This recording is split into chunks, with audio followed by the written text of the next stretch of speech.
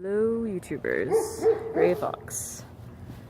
So today I am actually going to be redoing DMT because I know the last time it didn't really pan out for me. And I think part of that was because it was split with weed, and weed is not my drug. I start overthinking and observing the world around me instead of actually letting go. And part of DMT is just letting go, letting things happen.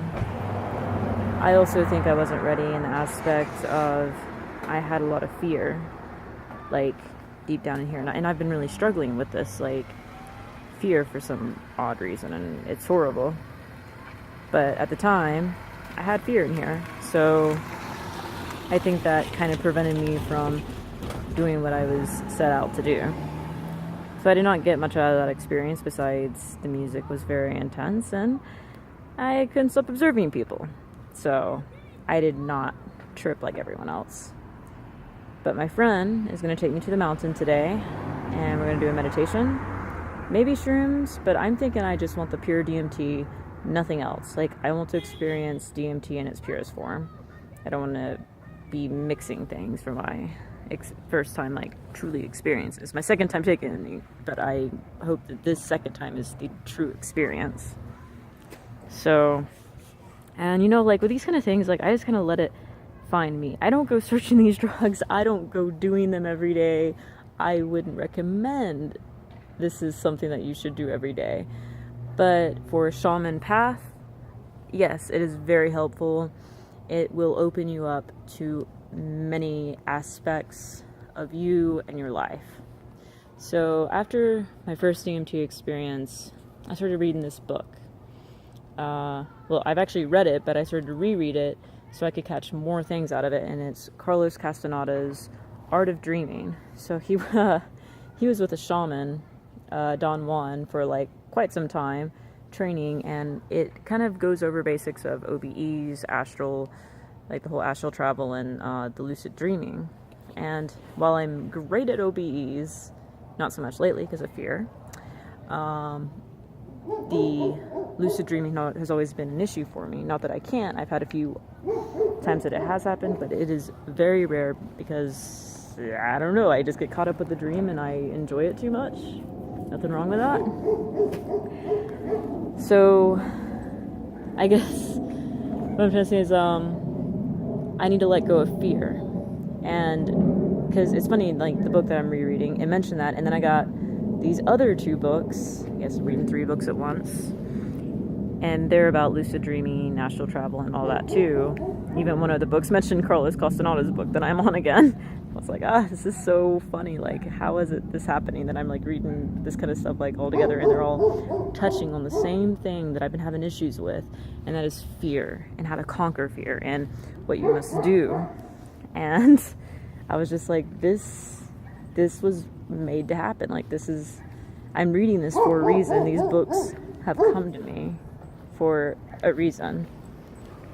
That reason I'm not totally sure of yet, except for the fact that I think the books came to me because I'm supposed to conquer this irrational fear that I'm having.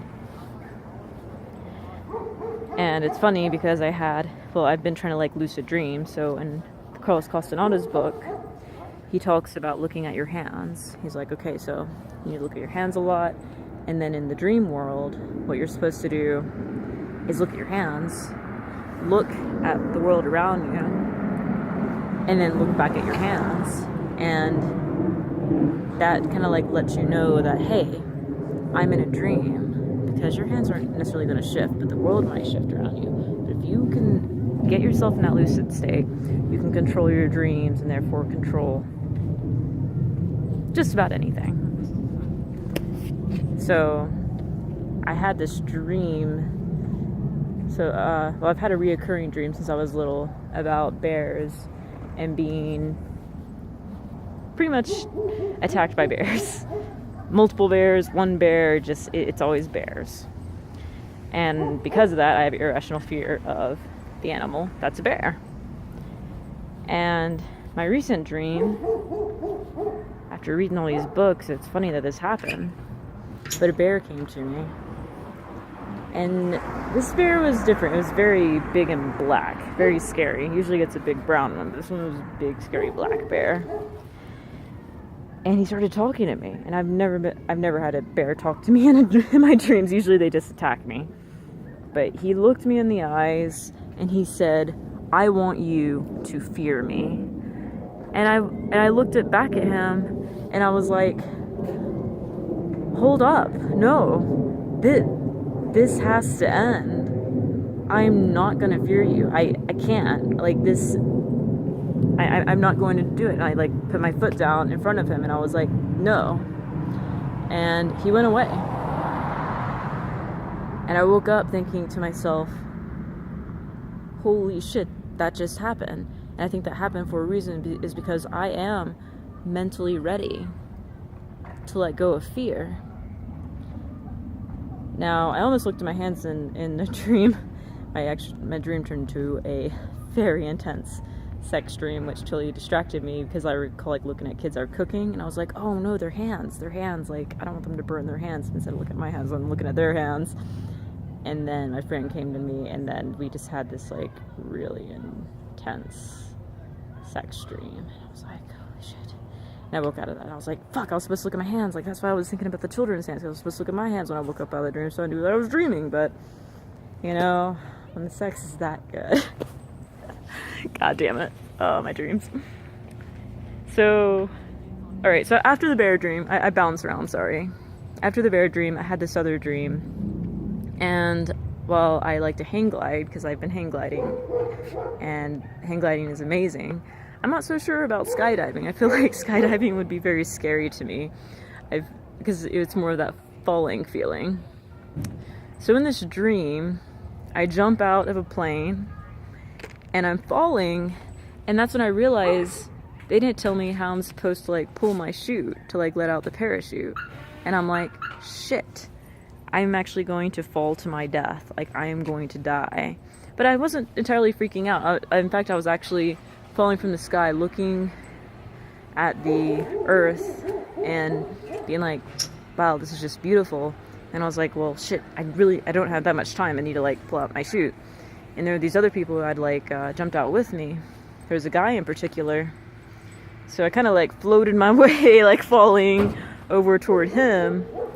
And I grabbed onto him really tight. And when I grabbed onto him, I was like, I don't know how to pull out my chute. So he tried like yanking on it, trying to, you know, pull out my chute. And it wasn't like pulling out. And I was like, oh shit, we're having a malfunction. And I was just, you know, hanging on to it. He was like, don't worry, we're going to make this. We're going to land it. But I wasn't being completely fearful. I was just like, you know, whatever happens, happens. Here I am falling from the sky, looking down at the earth. I lived a great life. This is good. And luckily, he managed to pull out his chute. And then we both came down to the ground, landed okay. And that was the end of the dream. And this is after the bear dream about the whole fear thing. And that's when I was like, holy shit, like, this is fucking unreal. So I just had that dream, and then I had this dream right after, like, the next day. I think what it's telling me is it's okay to, you know, it's okay to be fearful, but also you have to, like, learn to control that fear and kind of, like, embrace it, really.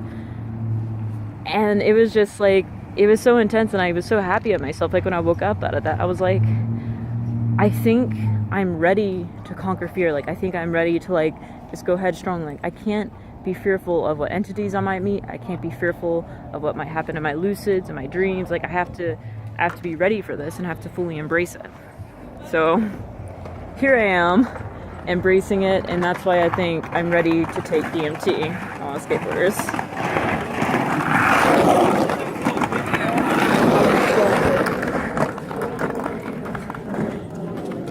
So now I think I'm totally ready for this DMT experience, and it's funny because now it has come to me a second time, and I think I'm ready to embrace it full-heartedly. I'm not going to let fear get in my way.